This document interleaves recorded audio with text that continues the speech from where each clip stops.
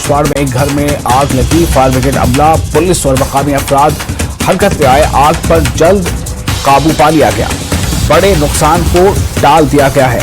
ये खबर किश्तवाड़ से है। किश्तवाड़ में एक घर में आग लगी।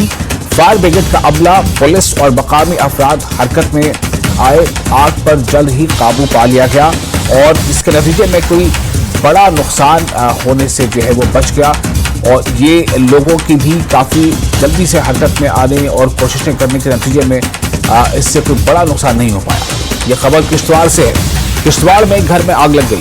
फायर ब्रिगेड का अमला और वहां बर वक्त पहुंचा और जो मकामी लोग थे उन लोगों ने भी फायर ब्रिगेड के अमले की जो है मदद की, जिसके नतीजे में आग पर बर वक्त काबू पा लिया गया। इससे पहले कि आग मजीद तबाही मचाती, आग पर काबू पा लिया गया। और ये खबर है कि इस आगजनी में या इस आगजनी में कोई जानी नुकसान नहीं पेश आया।